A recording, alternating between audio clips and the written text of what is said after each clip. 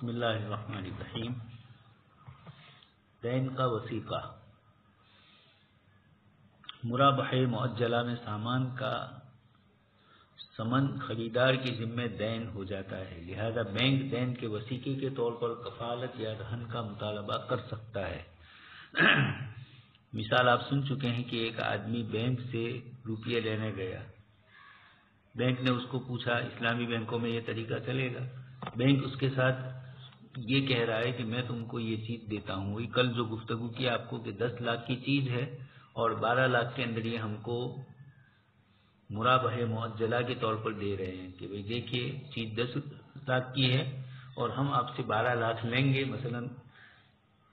کوئی گاڑی ہے 10 لاکھ کی ہے اور بینک ہمارے پاس سے 12 لاکھ روپے لے رہا ہے، لیکن وہ سیدھی پہلے بات ہو رہی ہے کہ نقد خرید رہے ہیں آپ تو 10 لاکھ میں لیتے ہیں، اور ادھار ہفتے سے لے رہے ہیں آپ تو ہم 12 لاکھ میں دے رہے ہیں، اور ہر مہینے کا اتنا ہفتہ ہے، ہر سال کا اتنا ہفتہ، اس طریقے سے آپس میں طے ہوا۔ اب آپ جانتے ہیں کہ آپ کے پاس گاڑی آ گئی اور آپ کو 12 لاکھ روپے بینک کو ادا کرنا ہے،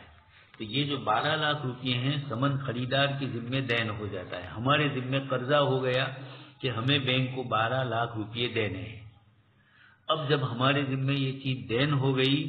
تو بینک ہمارے پاس سے بطور وثیقے کے کفالت یا رہن کا مطالبہ کر سکتا ہے۔ یہ مطالبہ کرے کہ بھائی آپ کو فلانی چیز ہمارے پاس بطور کفالت کے دینی ہے یا بطور رہن کے دینی ہے، یہ دونوں چیزیں چلتی ہے، رہن کے طور پر رکھنا یا دوسرے کہ تیسرے شخص کو ضمانت دینا، یہ بھی چلتا ہے۔ اچھا، تو بینک جب ہمارے ساتھ اس طرح کا معاملہ کرتا ہے، مشتری کے ذمے یہ چیز دین ہو گئی ہے،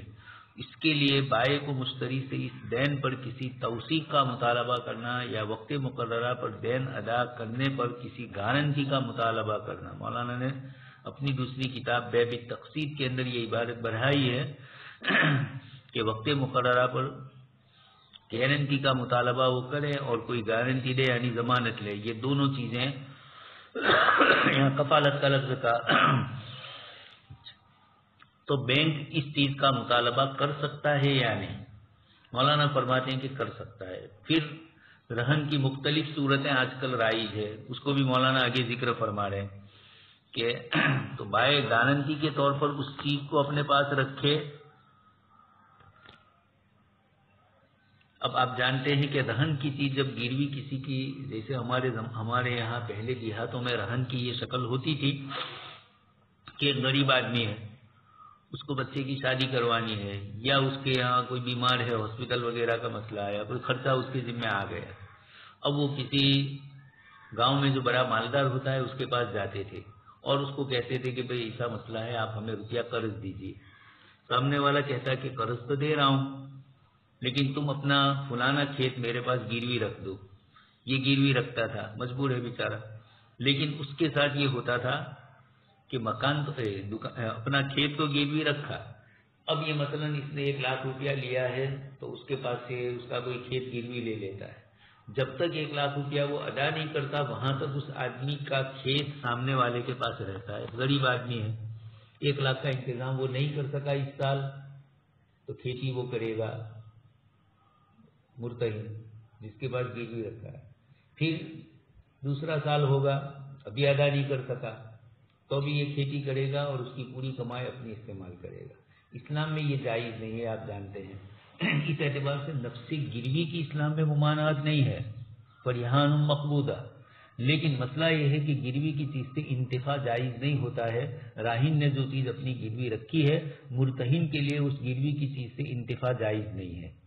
اس لیے کہ شے مرہون سے انتفاع ایک قسم کا سود ہوا، اس لیے کہ جتنی 1 لاکھ روپیہ دیا ہے وہ 1 لاکھ تو آپ کو ملنے والا ہے۔ جب بھی یہ غریب اپنی کوشش سے روپیہ نکالے گا 1 لاکھ روپیہ آپ کو ادا کرے گا، اور 4-5 سال تک ادا نہیں کر سکا، اس نے اپنا کھیت گروی رکھا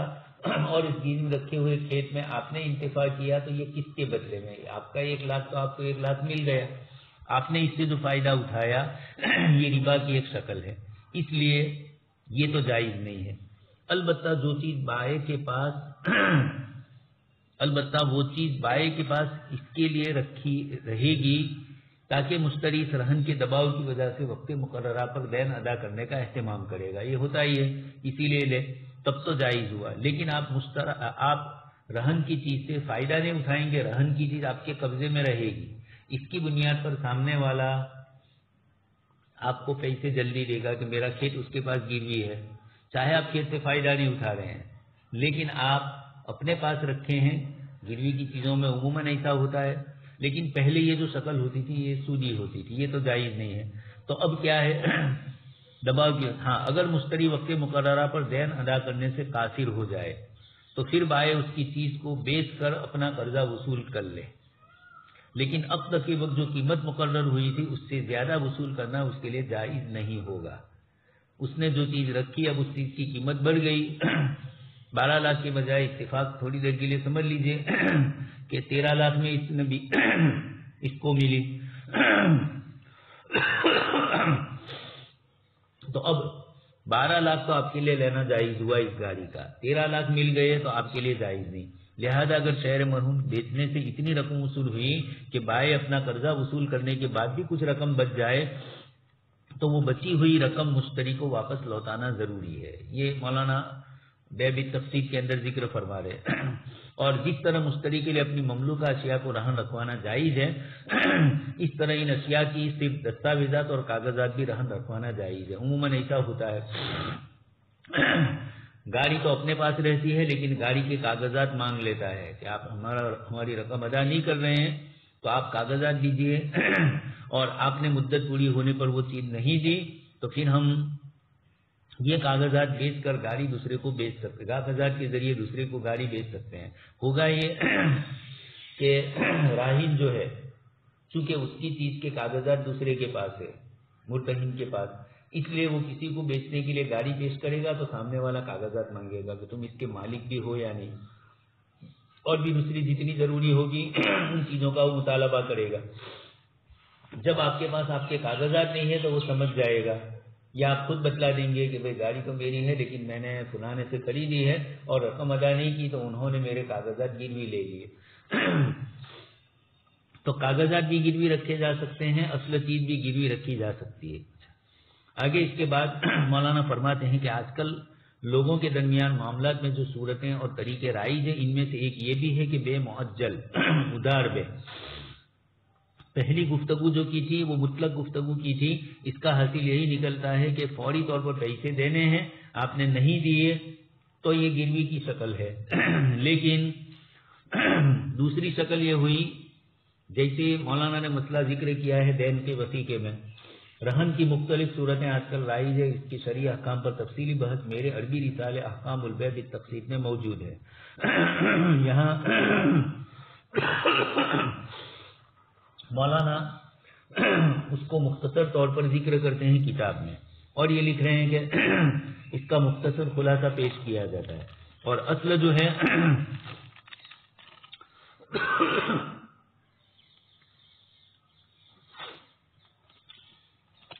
بے بالتقسیط کے اندر مولانا نے اس کا اردو بھی ہو چکا ہے فقہی مقالات کی شکل میں.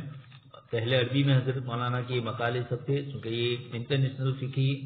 سیمینار ہی کے لیے مولانا نے اس کو لکھے تھے، بعد میں پھر اس کا اردو ترجمہ کروایا گیا اور وہ بھی اب فقہی مقالات کی شکل میں ہمارے سامنے ہے. یہاں مولانا فرماتے ہیں کہ ثمن کی توسیع کے لیے مختلف صورتیں اختیار کی جا سکتی ہے. اصل کتاب میں جدید معیشت والے میں مبی کو ہی بطور وثیقے کے اپنے پاس رکھ لیا جائے. اس کا حکم یہ ہے کہ استعفاء ثمن کے لیے حبس مبی کے طور پر مبی کو اپنے پاس رکھنا جائز نہیں. دو شکلیں ہیں، ایک تو استعفاء ثمن کے لیے اور دوسرا آگے آ رہا ہے دوسری شکل، اس لیے کہ بے معجل میں بائع کو حبس مبی کا حق نہیں ہوتا ہے. نقد بے ہوئی ہے اور سامنے والا قیمت نہیں دے رہا ہے تو اب دوسری کوئی چیز اس کے پاس سے آپ گروی رکھ سکتے ہیں، لیکن ادھار جب ہوا ہے تو بائع کو حبس مبی کے لیے حق نہیں ہے. البتہ بطور رہن کے دو چیزیں الگ الگ ہو جائے گی. حبس مبی کے طور پر استعفاء ثمن کے لیے مبی کو اپنے پاس رکھنا فقہا نے منع کیا، اس لیے کہ بے معجل میں بائع کو حبس مبی کا حق نہیں ہوتا. نیچے عبارتیں موجود ہے اور حضرت مولانا کی جو کتاب ہے فقہی مقالہ اس کے اندر بھی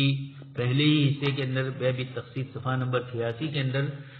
دین کی توثیق اور اس کی قسمیں، اس عنوان سے حضرت مولانا نے یہ عبارتیں ذکر کی ہے، اس کا بھی حاصل یہی ہے۔ آگے اسی کو مولانا ذکر فرماتے ہیں۔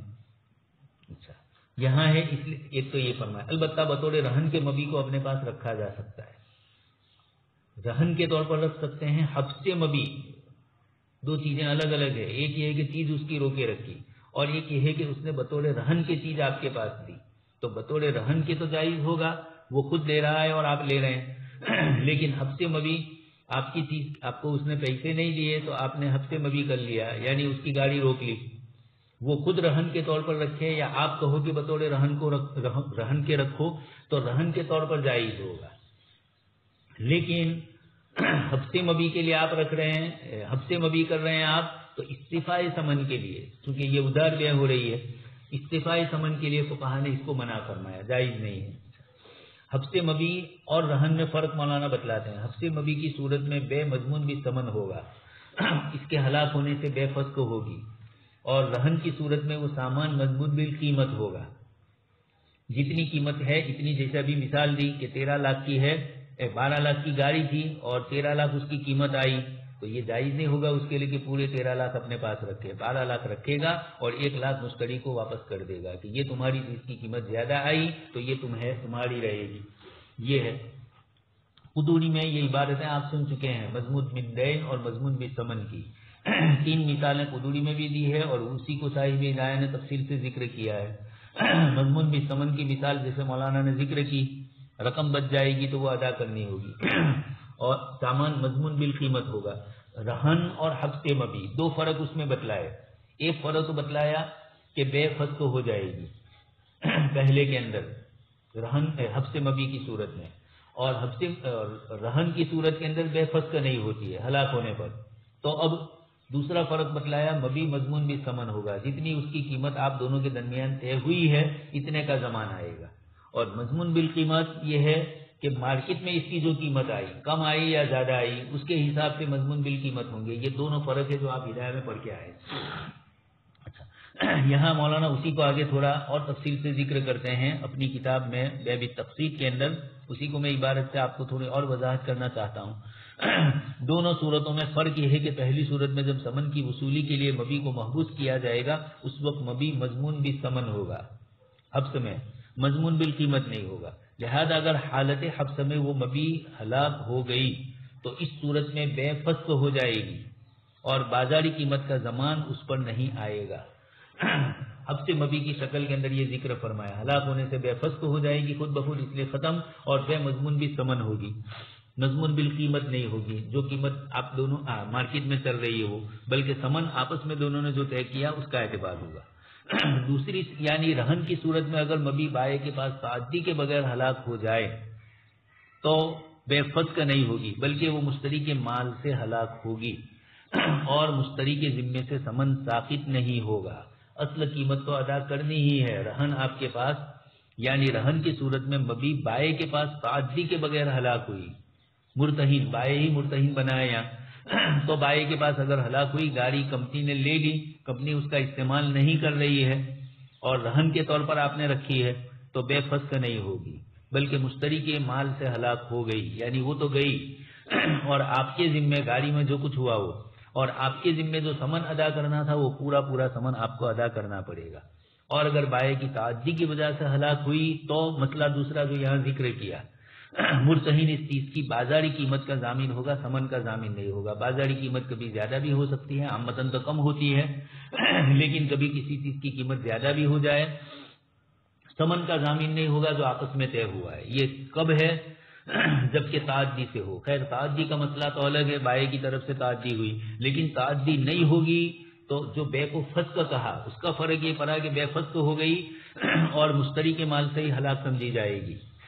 مشتری کے ذمے سے ثمن بھی ثابت نہیں ہوگا، آپ کی گاڑی بھی گئی اور گاڑی کے 12 لاکھ دینے تھے تو 12 لاکھ میں سے جتنے ہفتے دیے وہ ادا ہو گئے، اور باقی جو نہیں ادا ہوئے وہ پوری کی پوری قیمت آپ کو بائے کو دینی پڑے گی، اس لیے کہ آپ اپنی طرف سے بطور یعنی مبی کو حبس کر رہا ہے، اس لیے یہاں حبس مبی کی گنجائش نہیں دی گئی، اس کے بجائے اس کو یہ کہا کہ بطور گروی ہی کے رکھا جائے تاکہ مشتری کا نقصان نہ ہو. اس لیے یہ ادھار بے کے اندر یہ مسئلہ ہے. جہاں تک پہلی صورت کا تعلق ہے یعنی ثمن کی وصولیابی کے لیے مبی کو روکنا بے بالتقسیط میں یہ صورت جائز نہیں ہے، اس لیے کہ بے بالتقسیط بے معجل ہے اور بائع کو ثمن کے استعفاء کے لیے حبس مبی کا حق صرف نقد بے میں حاصل ہوتا ہے. فقہا نے یہ عبارتیں لکھی ہے. آگے اس کے بعد مولانا امام محمد کی عبارت فتاوی ہندیہ کے حوالے سے نقل کرتے ہیں. ہدایہ کی شرح کفایہ کے حوالے سے بھی آگے عبارت ذکر کرتے ہیں. در مختار کے بھی حوالے دے رہے ہیں اور رد المختار کا بھی حوالہ دے رہے ہیں. خاص کر کے رد المختار میں اس کی یعنی علامہ شامی رحمۃ اللہ علیہ نے اس کی بڑی تفصیل فرمائی ہے اور یہی بتلایا ہے کہ اس کو اس طرح کا حق نہیں ہے. خیر ایک تو یہ گفتگو ہے. آگے اس کے بعد مولانا دوسرا مسئلہ ذکر کرتے ہیں. آج کل رہن کی ایک صورت رائج ہے، اس کو الرہن الساجد مولانا نے فرمایا فلوٹنگ چارج کہتے ہیں، جس کا حاصل یہ ہوتا ہے کہ گاڑی تو اس کو دے دی، مبی کے طور پر جو گاڑی تھی رہن راہن کے قبضے میں ہی رہتا ہے. اب رہن کی دو صورتیں ہیں.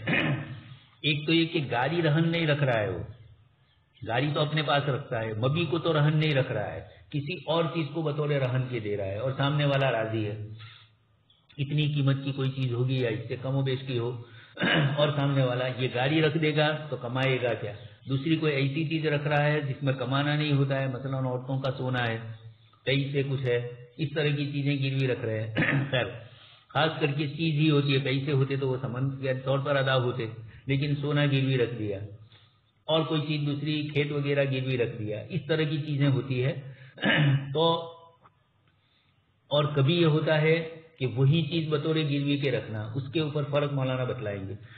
جس کا حاصل یہ ہوتا ہے یہ رہن کی ایک نئی شکل ہے. اصل کتاب میں اسلام اور جدید معیشت والے میں یہ عبارت ہے دوسرے نمبر پر. آج کل رہن کی ایک صورت رائی ہے جس کو رہن الساجد کہتے ہیں، جس کا حاصل یہ ہوتا ہے کہ رہن راہن کے قبضے میں ہی رہتا ہے، وہ اس کو استعمال بھی کرتا ہے، مرتہن رہن پر قبضہ نہیں کرتا. البتہ مرتہن کو یہ حق حاصل ہوتا ہے گاڑی اسی کے پاس رکھی کہ گاڑی تم استعمال کرو اور کوئی گروی کی چیز ہے کہ تمہارے پاس رکھو. مرتہن رہن پر قبضہ نہیں کرتا. البتہ مرتہن کو یہ حق حاصل ہو جاتا ہے کہ بروقت دین کی ادائیگی نہ کرنے کی صورت میں اس کو بیچ کر دین وصول کر سکتا ہے. آپ نے ہفتے ادا نہیں کیے، اب اس نے دیکھا کہ ایک ہفتہ 2 ہفتہ 3 ہفتے ادا نہیں ہو رہے ہیں یا بیچ میں کوئی ہفتے ادا نہیں ہوئے،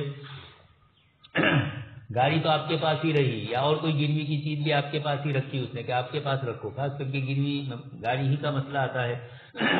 لیکن جب تم میری چیز ادا نہیں کرو گے تو تم مجھے رہن والی چیز چاہے وہ گاڑی ہو چاہے اور کوئی چیز ہو مجھے دے دو گے اور میں اس کو بیچ کر اپنا قرضہ وصول کر لوں گا. جتنے ہفتے ادا نہیں ہوئے ہیں یہ چیز بیچی، اتنے ہفتے کی رقم تو میں لے لوں گا اور باقی کی رقم تمہیں واپس کروں گا، اور اگر اس سے بھی کم ہے، ہفتے ہی پورے نہیں ہو رہے ہیں تو پوری رقم وہ وصول کر لے گا. اور راہن دین ادا کرنے سے پہلے رہن کو خود تو استعمال کرتا رہتا ہے مگر اس کی ملکیت کسی اور کی طرف منتقل نہیں کر سکتا. یہ بھی بیچ میں لکھوا لیا جاتا ہے. یہ اسی لیے، ورنہ تو ایسا ہو سکتا ہے کہ آپ نے گروی کی چیز اس کو واپس کر دی کہ اپنے پاس رکھو تو وہ اس چیز کو بیچ دے.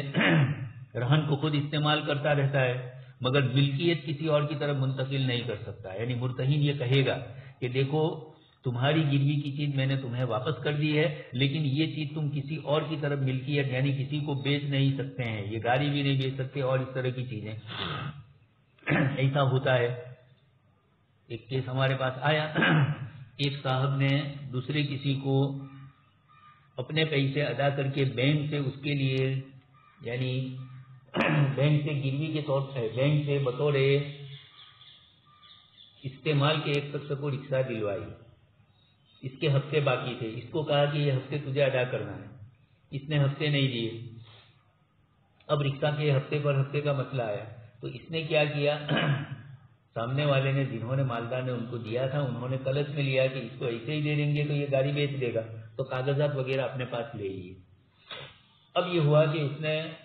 یہ کیا کہ کسی تیسرے، اب وہ گاڑی تو بیچ نہیں سکتا تھا اس لیے کہ قانونی طور پر اس میں لکھا ہوا تھا یہی جو مولانا کہہ رہے ہیں کہ گاڑی کی ملکیت دوسرے کی طرف منتقل نہیں کر سکتا، یعنی کسی کو بیچ نہیں سکتا، اس طرح کی شرط بینک نے اس کے پاس لکھوا لی تھی، یا جس نے اس کے پیسے دلوائے، پیسے دے کر جس نے اپنے نام پر گاڑی دلوائی وہ دیکھ رہا تھا کہ یہ تو گاڑی بیچ دے گا غریب لوگ، اور پھر یہ کہ ثابت ہو رہا ایسا ہی، تو اس نے تیسری شکل کی، اس نے یہ کیا کہ ایک اور صاحب کو اپنی گاڑی دی، گروی کے طور پر رکھ دی، اور 20,000 روپے اس کے پاس سے لے آیا۔ اور وہ 20,000 والے نے مطالبہ کیا تو اس کو پتا چلا کہ گاڑی تو فلاں کے نام پر ہے، تو وہ دوسرے صاحب کے پاس گیا، تو پھر یہ مسئلہ ہمارے پاس آیا، وہ آدمی مسئلہ پوچھنے کے لیے آیا، تو اس نے کہا میرے 20,000 دے دو آپ، تو گاڑی آپ کو میں دے دوں گا، اس لیے کہ گاڑی کا تو میں مالک ہوں نہیں۔ تو یہ جس نے راہن تھا بینک سے لانے والا یا دوسرے 20 والے آدمی کے توسط سے، اس نے یہ ہوشیاری کر لی تھی کہ گاڑی تو نہیں بیچی لیکن اس کے اوپر پیسے لے آیا۔ اب دوسرا آدمی گاڑی استعمال کر رہا ہے اور جب تک اس کو اس کے 20,000 نہیں ملیں گے وہ گاڑی نہیں دے گا، تو اس لیے یہ شرط لگائی جاتی ہے کہ اس کی ملکیت کسی اور کی طرف منتقل نہیں کر سکتا۔ تو بھی ایسی شرارت لوگ کرتے ہیں کہ اپنی ملکیت منتقل دوسرے کو نہیں کر سکتا تھا تو گروی دوسرے کے پاس رکھ دی کہ یہ تم مجھے 20,000 دے دو اور میری گاڑی تمہارے پاس رکھو، جب 20,000 آئیں گے، اس کو تو کیا تھا، غریب کو تو اس کو گاڑی نہیں چلانی تھی، سامنے والے کے پیسوں پر رہنا تھا، ان کے یہاں وہ کام کر رہا تھا، تو کہا یہ پالتے رہیں گے ہمیں، تو انہوں نے دیکھا کہ اس کو پالتے پالتے کب تک پالیں، تو اس کے لیے گاڑی کا انتظام کیا، لیکن اس نے دوسری شرارت یہ کی۔ تو یہ اس طریقے سے بھی چلتا ہے۔ خیر یہ تو ساز و نادر واقعات ہیں، لیکن یہ کہ بینکوں کے ساتھ اس طرح کے معاملات لوگوں کے ہوتے ہیں۔ تو آج کل الرہن السائل کا ایک نیا انداز اختیار کیا گیا، مولانا اس کو فرماتے ہیں۔ اس سے پہلے مولانا کی کتاب میں رہن السائل کے سلسلے میں یعنی اسی مقالے میں آپ نے جو گفتگو کی ہے وہ میں اس کو آپ کو سنا دیتا ہوں تاکہ اور مسئلہ مزید آپ کے سامنے واضح ہو۔ اسلامی ممالک کے بہت سے قوانین میں رہن کی ایک اور صورت بھی ملتی ہے جس میں مرتہن شے مرہون پر قبضہ نہیں کرتا ہے بلکہ وہ چیز راہن کے پاس ہی رہتی ہے، لیکن راہن مدیون جب ادائے دین سے قاصر ہو جائے تو پھر مدیون دائن راہن سے مطالبہ کر سکتا ہے کہ وہ شے مرہون کو بیچ کر دین ادا کرے۔ اس قسم کے رہن کو کبھی رہن الساجد سادہ رہن کہا جاتا ہے، اور بھی اس کے دوسرے انگلش نام بھی ہے۔ مثال کے طور پر مدیون اپنی گاڑی دائن کے پاس رہن رکھوائے لیکن گاڑی بدستور مدیون راہن کے قبضے میں رہے، اور وہ اس کو مدیون کے بجائے صرف لفظ راہن سمجھ لیجیے، یہ تو چونکہ وہ مدیون ہے اس لیے مدیون راہن کوئی نئی اصطلاح نہ سمجھو، اور وہ اس کو اپنی ضروریات میں استعمال بھی کرتا رہے، گاڑی چلاتا بھی رہے، لیکن جب تک وہ راہن مرتہن دائن کا دین ادا نہیں کرے گا راہن مرتہن کا دین ادا نہیں کرے گا، دائن تو سمجھانے کے لیے کہ مرتہن دین دینے والا ہے یعنی اس کا قرضہ ہے، اس وقت تک وہ اس گاڑی کو آگے فروخت نہیں کر سکتا، اور اگر وہ راہن مرتہن کا دین ادا کرنے سے قاصر ہو جائے تو مرتہن کو اس چیز کے بیچنے کا بھی حق حاصل ہوگا۔ یہ اسلامی بینکوں میں آج کل یہ چلتا ہے، تو آیا یہ جائز ہے یا ناجائز؟ اس لیے آگے مولانا اس پر گفتگو کرتے ہیں۔ اس کے بیچنے کا حق عزمت السائل کہا جاتا ہے۔ اب یہ سوال ہے کہ کیا دین پر تصدیق اور اعتماد کے حصول کے لیے اس قسم کا رہن رکھنا جائز ہے یا نہیں؟ فقہی اعتبار سے اس کے جواز میں اشکال پیدا ہوتا ہے کہ اکثر و بیشتر فقہا نے رہن کے صحیح اور پورے طور پر پورے ہونے کے لیے یہ شرط لگائی ہے کہ مرتہن شیء مرہون پر قبضہ کر لے، اور اس شرط کی بنیاد آیت کریمہ فریحان مقبوضہ ہے۔ اس کو کچھ حضرات نے دلیل کے طور پر یہ فرمایا، جبکہ رہن کی مذکورہ صورت میں مرتہن شیء مرہون پر قبضہ نہیں کرتا ہے۔ مثلا گاڑی ہے یا سونے کا کوئی زیور ہے، مرتہن سے یعنی راہن نے اپنے ہفتے ادا نہیں کیے، مرتہن نے اس کو کہا کہ تم اپنی چیز جو ہے وہ یا کوئی چیز میرے پاس گروی رکھو، اب اس نے گاڑی گروی رکھی، مرتہن نے یہ کہا کہ دیکھو میرے پاس گاڑی تو رکھی لیکن مرتہن بھی مسلمان ہے، وہ جانتا ہے کہ میرے لیے اس کی گاڑی سے نفع اٹھانا تو جائز نہیں، اور گاڑی میرے گھر پہ پڑی رہے گی یا سونا میرے گھر میں امانت کے طور پر رہے گا اور چوری ہو گیا تو میرے لیے تو مسئلہ بن جائے گا، تو بہتر یہ ہے کہ اس کو کہوں کہ چیز تیرے پاس رکھو، لیکن تحریری طور پر یہ لکھ کر دو کہ اگر تم نے مجھے یہ چیز نہیں دی، وقت مقررہ پر قیمت ادا نہیں کی، تو میں یہ تمہاری گاڑی بیچ سکتا ہوں۔ اس کا پاور وہ اس کو دیتا ہے، یہ رہن الساجز ہے. اور بیچنے کا پاور فلوٹنگ چارج تو بیچنے کا حق وہ دیتا ہے، تو بیچنے کے حق والا مسئلہ بھی اسلامی بینکوں میں چلتا ہے. جب اب یہاں مرتہن کا قبضہ ہی نہیں ہوا، اس لیے کہ اس نے دیکھا کہ میں قبضے میں رکھوں اور اپنے پاس، یا کبھی یہ کر لیتا ہے کہ 1-2 مہینے رکھتا ہے اور اس کو مسئلہ معلوم ہے کہ اگر یہ چیز تعدی کے طور پر ہوئی تب تو پوری دینی پڑے گی، تعدی کے طور پر نہیں ہوئی تو جیسا آپ سن چکے ہیں مضمون بالقیمت ہے، تو میرے لیے یہ پریشانی ہے، میں اس کی حفاظت کیسے کروں؟ مسئلہ ہے کہ آپ جانتے ہیں کہ ایک آدمی کے پاس ایک چیز گروی کے طور پر رکھی، تو یہ تو اس لیے رکھی ہے کہ سمن کی آ جائے گی، اور وہ سمن کی آ جائے گی تو کرنے ہی والا ہے، تاخیر ہوئی اس بنیاد کے اوپر وہ گروی کے طور پر رکھتا ہے. تو اب اگر وہ چیز ہلاک ہو گئی مرتہن سے تو مرتہن کا ذمہ اتنی مقدار کا آتا ہے. اس سے مرتہن یہ سوچتا ہے کہ ایسے موقع پر میں اپنے پاس کیوں رکھوں، میں راہن کو کہوں کہ تیرے پاس رکھ، لیکن مجھے یہ حق ادا، یہ مجھے پاور دے فلوٹنگ چارج کا، تاکہ میں اس کو جب بھی چاہوں بیچ لوں. اب یہ اس کو مرتہن قبضے میں نہیں لاتا ہے اور سیدھا اس کو یہ کہہ دیتا ہے. اس پر علماء کرام میں سے کچھ حضرات نے فرمایا کہ مرتہن کا یہ راہن کا یہ رہن ہی کہاں ہوا، رہن تو اس کے پاس ہی رہا، چیز تو اپنے پاس رہی ہے، مرتہن کے قبضے میں آئی نہیں. اور کتاب اللہ نے فرمایا ہے فرحان مقبوضہ، اس لیے اس کا قبضہ کرنا ضروری ہے. یہ ایک مسئلہ آتا ہے. اس پر مولانا پھر آگے فرماتے ہیں لیکن حقیقت یہ ہے کہ فقہا نے اگرچہ شے مرہون پر مرتہن کے قبضے کی شرط لگائی ہے، لیکن اس کے ساتھ اجازت بھی دی ہے کہ راہن اس چیز کو بطور عاریت کے اس سے واپس لے سکتا ہے اور اس سے منتفع ہو سکتا ہے. راہن مرتہن کے قبضے میں چیز دے دی اس نے اور پھر بطور عاریت کے واپس لے کہ گاڑی مجھے استعمال کے لیے دو، لیکن پہلے دے دے اور پھر یہ کرے. یہ ایک قسم کا بظاہر حیلہ ہے، لیکن اس کے استعمال کی اور کوئی شکل بنتی نہیں ہے. اور راہن استعمال نہیں کرے گا تو مرتہن کا رہن ادائی کہاں سے کرے گا؟ اس کے پاس تو گاڑی ہے اور وہ گاڑی ہی دے رہا ہے بطور رہن کے، تو اب کیسے وہ نفع اٹھائے گا؟ گاڑی تو پڑی ہوئے مرتہن کے گھر میں، نہ مرتہن نفع اٹھا سکتا ہے شرعی نقطۂ نظر سے، اور نہ راہن اٹھا سکتا ہے، اس لیے کہ مرتہن نے اپنے قبضے میں لے لی ہے اور قبضے میں لے سکتا ہے وہ. تو اب اس کی شکل یہ کرتے ہیں کہ اس کو قبضے میں رہنے کے بعد پھر دوبارہ راہن کو دے دیتا ہے. مرتہن بھی سمجھتا ہے کہ یہ گاڑی چلائے گا، کچھ پیسے آئیں گے تو میرا قرضہ ادا کرے گا، اس لیے وہ بھی کسی شکل میں اس کو دے دیتا ہے. تو اب یہ اس سے منتفع ہو سکتا ہے اور اس عاریت کی وجہ سے یہ رہن فاسد نہیں ہوگا، بلکہ مرتہن کو بھی یہ حق حاصل رہے گا کہ جب چاہے مرہون واپس راہن سے طلب کرے. اور اگر وہ چیز راہن کے قبضے میں ہلاک ہو گئی تو اس کی چیز ہلاک ہوئی، آپ کا تو قرضہ آپ کا باقی رہا. اگر مرتہن کو یہ حق بھی حاصل ہے کہ وہ دین کی ادائیگی کی مدت گزرنے کے بعد اس چیز کو بیچ کر دین وصول کر لے، اور اگر راہن مفلس ہو جائے یا اس کا انتقال ہو جائے تو شیء مرہون میں دین کی حد تک مرتہن کا حق ہوتا ہے. اس لیے یہ فائدہ ہوتا ہے کہ وہ بیچنے کا اختیار رکھتا ہے. یہ اس طریقے کی چیزوں پر پھر حضرت مولانا نے صاحب ہدایہ کی عبارت نقل فرمائی ہے اور اس کے حوالے سے یہ ثابت کیا ہے کہ اس طرح کی چیزوں کی گنجائش ہے، لیکن شرط لگائی. لیکن مندرجہ بالا صورت اس وقت ہے جبکہ عقد رہن ایک مرتبہ مرتہن کے قبضے کے بعد مکمل ہو چکا ہو اور پھر مرتہن نے راہن کو بطور عاریت دی ہو. یہاں عموماً یہ ہوتا ہے کہ مرتہن قبضے میں نہیں لاتا ہے، لیکن اگر مرتہن نے اس چیز پر سرے سے قبضہ ہی نہیں کیا تھا، کیا اس صورت میں عاریت کا حکم درست ہوگا یا نہیں؟ فقہا کی عبارت سے یہی معلوم ہوتا ہے کہ اس پر عاریت کا حکم لگانا درست نہیں ہے. اصولی طور پر تو یہی ہے، اس لیے کہ رہن کی صحت کے لیے قبضہ شرط ہے. مرتہن نے رہن پر قبضہ کیا تب یہ چیز رہن کا نام رکھے گی، ورنہ تو اس کا نام رہن رکھے ہی کیسے؟ مرتہن نے تو اس پر قبضہ ہی نہیں کیا ہے، اس کو تو مبی کے طور پر آپ کو بیچا ہے، تو مبی ہی کی حیثیت اس کی رہی، اس کی رہن کی نہیں رہی. لیکن مولانا پھر آگے اس کے بعد فرماتے ہیں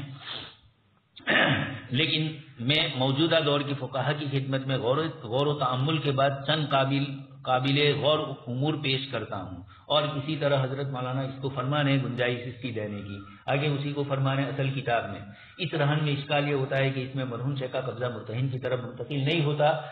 جبکہ ظاہر ہے کہ مرتہن کا قبضہ رہن کی صحت کے لیے ضروری ہے. لیکن بعض وجوہ کی بنا پر مولانا نے جس کو ذکر کیا رہن کی یہ صورت جائز معلوم ہوتی ہے، اور وہ مولانا نے 94-95 صفحے کے اوپر یہ پوری عبارت نقل کی ہے، اس کو آپ کو پڑھ لیا جائے تو سمجھ میں آ جائے گا. اچھا، تیسری شکل جو مولانا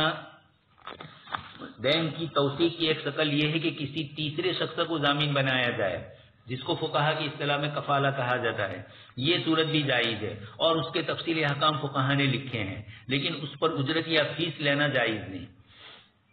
آپ کسی تیسرے آدمی نے کفیل بن کر یہ کہا کہ دیکھو اس نے جو آپ کو گاڑی کے 12 لاکھ میں سے 8 لاکھ دیے ہیں، ابھی 4 لاکھ باقی ہے، یہ 4 لاکھ دینے کی میں ذمہ داری لیتا ہوں، تو یہ تیسرے شخص کی طرف ضمانت اور گارنٹی منتقل کرنا، یہ کفالہ کہا جاتا ہے، یہ صورت بھی جائز ہے۔ اس کے لیے پھر وہ لیکن کفالت لینے کے اوپر وہ اجرت لے کون؟ جس نے بطور کفالت کی یہ ذمہ داری لی ہے کہ میں 4 ادا کر دوں گا، یہ اس پر اجرت یا فیس لے تو کل قرض جر نفعہ فہو حرام، اس نے تو اس کا قرضہ اپنی طرف منتقل کیا 4 لاکھ کا اور لے رہا ہے اس کے پاس سے 5 لاکھ مثال کے طور پر، تو یہ جائز نہیں ہوا۔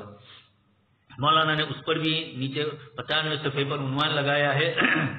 تیسرے شخص کی طرف سے ضمانت اور گارنٹی، اور اس عنوان میں مولانا نے تفصیلی گفتگو فرمائی ہے، اجرت کے جواز کے قائل ہے ان کے نزدیک۔ پھر یہ اس طریقے کی فیس وغیرہ لینا جائز نہیں ہوگا، اس کو مولانا نے تفصیل سے اپنی کتاب میں ذکر کیا اس فقہی مقالے کے اندر، یہاں ان قواعد کو آپ پڑھ لیں گے، اس کی روشنی کے اندر وہ جائز ہوگا۔ آگے اس کے بعد ایک اور گفتگو ہے اور یہ اہم مسئلہ ہے، یعنی عملی شکل کے اندر اس چیز کو کثرت سے یہ لوگ استعمال کرتے ہیں، ادائیگی میں تاخیر پر جرمانہ، یہ ایک پریشان کن مسئلہ ہے۔ آپ جانتے ہیں کہ اگر آپ یہ جو سیکولر بینکیں ہیں وہاں سے کوئی آدمی لون لیتا ہے سود کے اوپر اور وہ ادا نہیں کرتا ہے تو اس کے ضابطے اور اصول ہے کہ اس کی چیز کو قبضہ کر لیتے ہیں، پولیس کو بلاتے ہیں اور کسی طریقے سے وہ اپنی چیز وصول کر لیتے ہیں بینکیں۔ اخیر میں یہاں تک ہوتا ہے کہ مکان آپ نے لیا ہے یا آپ کے پاس سے مکان گروی لے لیتے ہیں اور جب آپ ادا نہیں کریں گے جو آپ کا قرضہ ہے وہ تو وہ مکان بیچ دیں گے اور اس کے بدلے میں اپنی جو قیمت ہے 8 لاکھ روپیہ وہ وصول کر لیں گے۔ جائز ہے، زائد نے بیچا تو باقی رقم آپ کو دے دیں گے،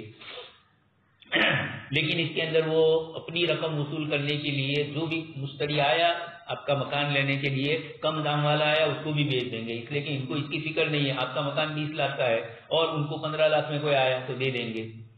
تو پھر آپ کو اس سے عدر کا بھی حق ہوتا ہے سیکولر نظام میں۔ خیر یہ سب چیزیں وہاں کی ہے، مجھے یہ بتلانا ہے کہ وہاں تو وصولی کے لیے، قرضے کی وصولی کے لیے وہ اس طرح کی ساری شکلیں اپناتے ہیں۔ جب اسلامی بینک آپ قائم کریں گے تو اس کے لیے تو سود لینا جائز نہیں ہے۔ اب اسلامی بینک کا آپ نے قرضہ ادا نہیں کیا، 8 لاکھ ادا کیا، 4 ادا نہیں کر رہے ہیں، تو ایک تو دین رہن وغیرہ کا ذکر کیا کہ گروی کے طور پر، لیکن بینک کو تو اس سے کوئی فائدہ نہیں ہے۔ ایک اور شکل ہوتی ہے جو ان بینکوں میں سیکولر بینکوں میں کہ وہ آپ کے پاس سے جتنی رقم میں چیز آپ نے خریدی اس پر سود بڑھا دیں گے کہ آپ کو 5% لیتے تھے سود آپ کے پاس سے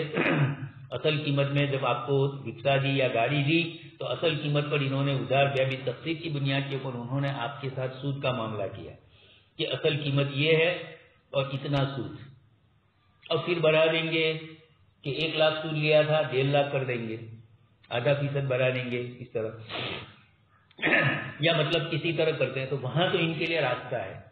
اسلامی بینکوں سے جو لوگ چیزیں لے جاتے ہیں اور قرضہ ادا نہیں کرتے ہیں یا خود قرضہ لیا ہے اور قرضہ ادا نہیں کر رہے ہیں، تو اسلامی بینک کو اگر ایسے 10-15 مل گئے تو اسلامی بینک کو کوئی فائدہ ہی نہیں ہوگا، اس لیے کہ اس کے سورسز جو ہے وہ تو شرکت مضاربت کے ہیں، اس کے سورسز سود کے نہیں ہیں۔ سیکولر بینکوں نے تو اس نظام کے لیے تبدیلی کر کے ان کے پاس سے سود وصول کرنے کی سسٹم اپنائی اور اس طریقے سے وہ اپنا قرضہ وصول کرتے ہیں۔ اسلامی بینک کیسے قرضہ وصول کرے؟ ایک تو یہ ہے کہ رقم پر رقم، دوسرا ہے کہ اسلامی بینک نے 12 لاکھ میں اس کو گاڑی بیچی ہے، 8 لاکھ وصول ہو گئے ہیں، 4 لاکھ باقی ہے۔ یہ 4 لاکھ کے لیے یہ اگر یہ کہے کہ دیکھو یہ 4 لاکھ اب ہم نہیں لیں گے، آپ ہمارے حق ادا نہیں کر رہے، قیمت میں بڑھوتری کر دے کہ گاڑی کی قیمت اب 14 لاکھ کر دے اور مزید 2 لاکھ مانگے، مولانا فرماتے ہیں یہ تو جائز ہے نہیں، اس لیے کہ یہ تو مبی ہے، وہ تو سودی کاروباری کرتے ہیں بینک والے تو، اس لیے انہوں نے سود 10% رکھا تھا، آپ نے نہیں دیا تو یہ کہیں گے کہ 20% سود دو، اس طرح وہ آپ کے پاس سے وصول کر لیں گے۔ اسلامی بینک کے لیے سود لینا تو جائز نہیں ہے، اسی طرح یعنی وہ تو سود ہے ہی نہیں، بے ہے، اور بے ہوئی ہے تو مبی کی قیمت بائع اور مشتری نے جو طے کی ہے وہی ہوتی ہے، چاہے مشتری اس خریدی ہوئی چیز کی قیمت ادا کرنے میں تاخیر کر رہا ہے۔ یہ پریشانی اسلامی بینکوں کو آتی ہے تو اس سے بچنے کے لیے اس بھون سے نکلنے کی کیا شکل ہے، حضرت مولانا نے آگے اس کو ذکر کیا ہے، پہلے سن لیجیے۔ سودی نظام میں تو ادائیگی میں تاخیر کی صورت میں خود بخود سود بڑھتا رہتا ہے، جس کے در سے مدیون دین بر وقت ادا کرتا ہے۔ جو لوگ بھی بینکوں سے گاڑیاں وغیرہ اس طرح کی چیزیں لیتے ہیں، مگر مشارکہ، مضاربہ یا مرابحہ کی صورت میں یہ صورت نہیں ہوتی،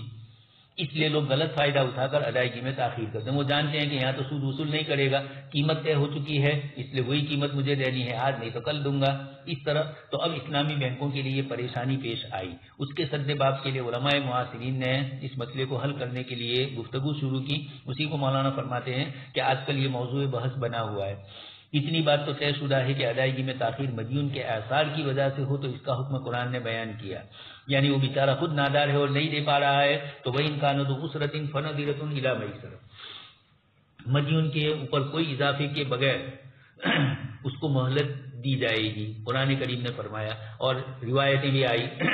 صحابی نے دوسرے صحابی سے چیز خریدی یا پیسہ لیا تھا اور ادا نہیں کر پا رہے تھے، تو آپ صلی اللہ علیہ وسلم نے آپس میں دونوں کا جھگڑا مسجد نبی تک پہنچا۔ آپ صلی اللہ علیہ وسلم اپنے حجرے سے باہر نکلے اور صحابی کو اشارہ کیا انگلی کی طرف آدھا کر کے، یعنی پورا قرضہ تو وہ ادا نہیں کر سکتا تو آدھا دو، ذا وتعجل، معاف کر دو اور جو ہے وہ لے لو آپ، خیر۔ تو اس کے اوپر صحابی رضی اللہ تعالیٰ عنہ نے پھر وہ لے لیا۔ آج کل بھی اس طرح کیا جائے، تھوڑی مہلت دی جائے، اسلامی بینکوں کو یہ کہا جائے گا کہ تھوڑی اس کو مہلت دو، لیکن مہلت دیتے دیتے کافی پریشانیاں بینکوں کو آئی، تو اب اس کے بدلے میں تعویذ مالی، اس کے بدلے میں مالی عوض لینا جائز ہوگا، یہ ایک مسئلہ آیا۔ تو یقینی بات ہے کہ بیچی ہے 12 لاکھ میں، اب قیمت آپ اس کو بڑھا دو تو بائیں اور مشتری میں ایک قیمت طے ہو چکی، وہی ادا کرنی ہے۔ اب 14 لاکھ 2 لاکھ آپ مزید اضافہ کرو بینک والے، اسلامی بینک والے، تو یہ کہاں سے جائز ہوگا؟ مبی میں اضافہ نہیں ہوتا ہے، مبی کی قیمت میں۔ تو یہ کہا کہ جس کا فارمولہ یہ وضع کیا کہ پہلے تو اس کے مماثل ہونے کی تحقیق کے لیے 1 ماہ تک اس کو نوٹس دیے جائیں گے، اسلامی بینک پہلے اس کو کہے گی کہ بھائی ادا کرو، جب ادا کرنے کے لیے وہ کہے گا کہ نہیں میں ادا نہیں کر سکتا ہوں، تو پھر ادا نہیں کی تو جتنی مدت تاخیر کی ہے دیکھا جائے گا کہ بینک کے انویسٹمنٹ اکاؤنٹ میں اس مدت میں کتنا نفع ہوا، اس حساب سے اس پر ہرجانہ لازم کیا جائے گا، جو حکومت کو نہیں بلکہ متضرر فریق یعنی بینک کو ملے گا۔ مثلا بینک کے انویسٹمنٹ اکاؤنٹ میں 5% نفع ہوا اور اس آدمی نے وہ ادا نہیں کیا تو اس کی قیمت میں سے 5% وصول کر لیا جائے گا، یعنی 4 لاکھ دینے تھے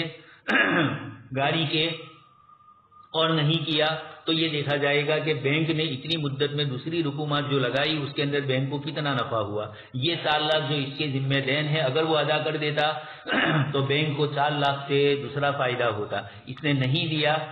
تو اب دیکھا جائے گا کہ بینک کو دوسری مالیات میں کتنا نفع ہوا، اس کو بھی اتنے فیصد لگایا جائے اور یہ بتلایا جائے کہ دین کا 5% اس پر بطور ہرجانہ لازم کیا جائے، 4 لاکھ پر 5% رقم اس کے اوپر لازم کر دی جائے، پورے 100% لگا کر 5% اس میں سے نکالی جائے اس سے۔ اگر بینک کو اس دوران کوئی نفع نہیں ہوا تو اس سے بھی کچھ نہیں لیا جائے گا، اسلامی بینک دیکھے گی کہ ہماری رقم میں بھی ہمیں نفع نہیں ہوا، یہ رقم بھی آ جاتی تو بھی نفع نہیں ہوتا، تو جتنی رقم اتنی، یہ کچھ حضرات نے کہا، لیکن اکثر علماء اور فقہا اور مفتی حضرات نے تعویذ مالی کا جواز دیے تو سود کا دروازہ کھلنے کا ذریعہ بن جائے گا، اس کے جواز پر جو دلیل پیش کیے جاتے ہیں وہ مخدوش ہے، اس کا جواب بھی مولانا نے حوالہ دیا، احکام البیع بالتقسیط میں موجود ہے، پڑھ لیا جائے اس کو۔ شرعاً تو اس کا جواز مخدوش ہے ہی، عملاً بھی مفید نہیں ہے، اس لیے کہ اس سے مدیون پر ادائیگی کے لیے دباؤ نہیں پڑے گا، اس لیے کہ انویسٹمنٹ اکاؤنٹ کا نفع عموماً کم ہوتا ہے اور مرابحہ کی شرح زیادہ ہوتی ہے۔ یہ تو مولانا ایک ٹیکنیکل چیز بتلاتے ہیں، ہمیں تو اصل شرعی طور پر دیکھنا ہے کہ شرعی طور پر اس کا جواز مخدوش ہے کہ یہ سود کا دروازہ کھولنے کا ذریعہ ہے، اس لیے کہ جیسے بینکیں یہ چاہتی ہے کہ قرضہ ادا نہ کرے اور زیادہ سے زیادہ سود اس پر چڑھ جائے تاکہ کسی دن اس کی پراپرٹی جو رہن کے طور پر رکھی ہے اس کو مکمل بیچ کر ہم قبضہ کر لیں، اس لیے بینکیں تو یہ چاہتی ہے۔ اسلامی بینک میں بھی یہ تصور آئے گا اور وہ یہ کریں گے کہ سامنے والے کی قرض ادا نہ کرنے کی وجہ سے اس کی اوپر اضافہ کریں گے، تو یہ اضافہ جو کرنا چاہتے ہیں، مثال مولانا نے سمجھائی کہ نفع کی شرح دیکھ کر کے اتنا نفع ہوتا، ہم بھی یہ 4 لاکھ روپئے لے لیتے اس کے پاس سے تو ہمیں اس کا اتنا نفع ہوتا، اب جب اس نے 4 لاکھ نہیں دیے تو جو نفع کی شرح ہے وہ لیتے ہیں۔ مولانا فرماتے ہیں کہ عموماً مرابحہ یعنی کاروبار جو ہوتا ہے اس میں نفع زیادہ ہوتا ہے، اور یہ جو ایک شکل نکالی ہرجانے والی اس میں بینکوں کو کم ملتا ہے، لیکن ملتا ضرور ہے، اس لیے بینک یہ چاہے گی، اس لیے یہ دلیل تو اتنی زیادہ پختہ نہیں ہے، بینک یہ چاہے گی کہ کچھ نہیں مل رہا تو یہ تو مل رہا ہے ہمیں، اس لیے وہ ہو سکتا ہے کہ انویسٹمنٹ اکاؤنٹ کا بھی جتنا روپیہ آیا وہ اس کے پاس سے لے لے، مرابحہ چاہے زیادہ مل رہا تھا لیکن اس کو بھی لے لے، لہذا کوئی شخص زیادہ شرح کے ساتھ طویل مدت کے لیے مرابحہ کرنے کے بجائے کم مدت کے لیے مرابحہ کر کے ادائیگی میں تاخیر کرے گا، یہ پالیسی اپنائے گا اور تعویذ مالی کو برداشت کر لے گا، اس لیے کہ تھوڑا کچھ دے دوں گا لیکن زیادہ تر روپیہ تو میرے پاس رہا، دوسرے کاروبار میں ہے بینک، اور پھر وہ رقم چھوٹی نہیں ہوگی۔ اب اسلامی بینک کی اتنی بڑی رقم جب اس کو نہیں ملی اور یہ چھوٹا تھا اس کو انویسٹمنٹ والا اکاؤنٹ مل گیا تو نقصان یہ ہوگا دوسرے مسلمان جنہوں نے بھی کاروبار کے اندر مضاربہ مشارکہ میں بینک کو روپیہ دیا ہے، ان کے روپیے کی شرح نفع کم ہو رہی ہے اور بینک کو بھی نقصان ہوگا کہ اس طرح ہوا تو دوسرے لوگ اس بینک میں اپنا پیسہ انویسٹ نہیں کریں گے، لہذا تاخیر کے سدے باب کا معقول طریقہ مولانا نے بتلایا کہ میں نے پہلے پیش کیا تھا اور بعد میں کافی مقبول ہوا، اور وہ یہ کہ مرابحہ یا اجارے کے معاہدے میں مدیون یہ بات بھی لکھے کہ اگر میں نے ادائیگی میں تاخیر کی تو اتنی رقم کسی خیراتی ادارے میں کسی خیراتی کام میں خرچ کروں گا، بینک کو تو فائدہ نہیں ہوگا، یہ رقم یہ کسی ادارے کو دے دے گا، رفاہ کے جتنے بھی ادارے ہیں، مدارس ہے، یتیموں بیواؤں کے لیے انجمنیں ہیں، تو بینک کو کیا فائدہ ہوا؟ اصل چیز تو یہ ہے، لیکن مولانا فرماتے ہیں کہ ذہن میں یہ چیز آئے گی کہ میں اگر ادائیگی میں تاخیر کروں گا تو مجھے ایک تو یہ کہ یہ کوئی لازمی اور واجبی نہیں ہے، بینک اس سے لکھوائے گا بھی تو کسی مفتی کو پوچھے گا تو مفتی کہے گا کہ اس کے ذمہ ضروری نہیں ہے، بینک کو تو اپنی رقم لینی ہے، اس کو کسی ادارے میں دینے کے لیے اس کو زبردستی کرنا، تو مولانا یہ فرماتے ہیں کہ اصل بات یہ ہے کہ یہ ایک پیچیدگی ہے، اسلامی بینکوں میں یہ پریشانی ہے، اس لیے وہ سود تو لے نہیں سکتے ہیں اور رقم پر تال متول کر نہیں سکتے ہیں، تال متول کرنے پر اس کے اوپر زیادتی نہیں کر سکتے، اگرچہ حدیث شریف نے فرمایا مطلوب الغنی ظلم، لیکن آج کل احادیث پر کون عمل کرے گا؟ بینک سے یہ قرضے پر لینے والا جان بوجھ کر تال متول کرے گا اور پھر اس کے بعد تھوڑی سی رقم کسی ادارے میں دے دے گا، یہاں بھی یہی ہوگا، یا یہ کہ مفتی کو پوچھیں گے تو مفتی صاحب کہیں گے کہ ان کو ان کی رقم سے لینا تھا، ان کو کیا، تو یہ ایک ایسی شکل مولانا بتلاتے ہیں کہ جب اس کے ذہن میں یہ آئے گا کہ مجھے کسی دوسرے ادارے میں دینا ہے، نہیں اس کا قرضہ تو میرے پاس رہا ہی تو مجھے بینک ہی کو دینا ہے، اس لیے کہ میرا مقروض تو میرا دین تو ان کا ہے، میں کسی غریب کو دے دوں گا تو اس سے کیا فائدہ؟ بینک یہ کروا رہا ہے کہ وہ اسلامی بینک ہے